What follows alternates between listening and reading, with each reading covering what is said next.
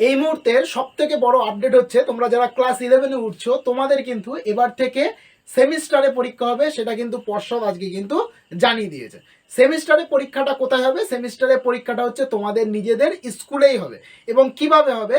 Semester মানে হচ্ছে 6 মাস অন্তর অন্তর তোমাদের কিন্তু পরীক্ষা হবে। আগে যেরকম যাদের প্র্যাকটিক্যাল ছিল, বিশেষ করে কেমিস্ট্রি, ফিজিক্স, জিওগ্রাফি, এইসব সাবজেক্টে কিন্তু 70 নম্বরের লেখা পরীক্ষা হতো, আর 30 নম্বরের কি হতো? প্র্যাকটিক্যাল হতো। আর যাদের প্র্যাকটিক্যাল ছিল না, যেমন ইতিহাস বলো, ম্যাথ বলো, এইসব সাবজেক্টে কী হতো?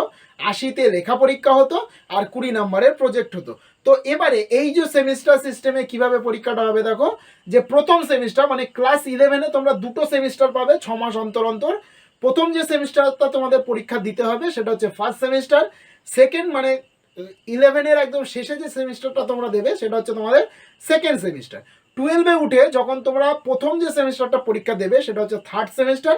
আর 12-এর শেষে মানে যেটা উচ্চ মাধ্যমিক দিত, সেই যে শেষ 12-এর শেষে যে সেমিস্টারটা হবে সেটা হচ্ছে ফোর্থ সেমিস্টার। তো ধরো তোমার জিওগ্রাফি সাবজেক্ট আছে, তোমার জিওগ্রাফিতে কি রয়েছে? প্র্যাকটিক্যাল রয়েছে। তাহলে তোমার মেন লেখা পরীক্ষা কততে হবে? লেখা পরীক্ষা হবে 70-এ।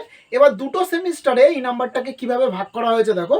প্রথম যে সেমিস্টারটা হবে মানে 6 মাস পরে গিয়ে, সেই সেমিস্টারটা তোমাদের এমসিকিউ বেস হবে, মানে এমসিকিউ কোশ্চেন থাকবে।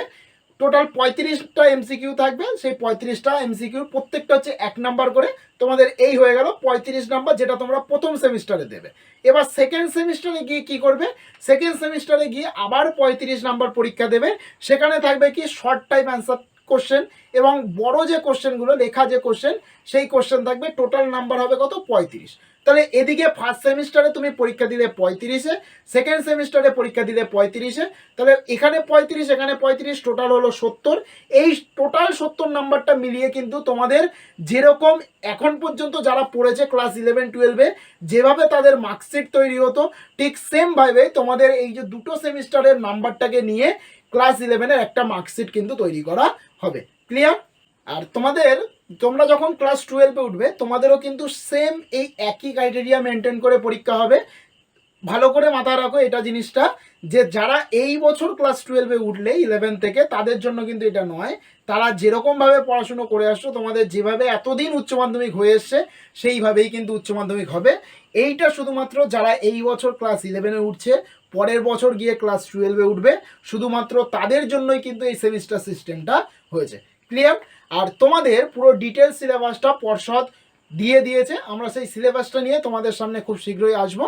তো সাথে থাকার জন্য আমাদের চ্যানেলটিকে অবশ্যই সাবস্ক্রাইব করে রেখো। আর এই ভিডিওটি যদি ভালো লেগে থাকে তাহলে অবশ্যই লাইক করো এবং তোমার বন্ধুদের সাথে শেয়ার করো। তো চলো, দেখা হবে আবার পরের ক্লাসে।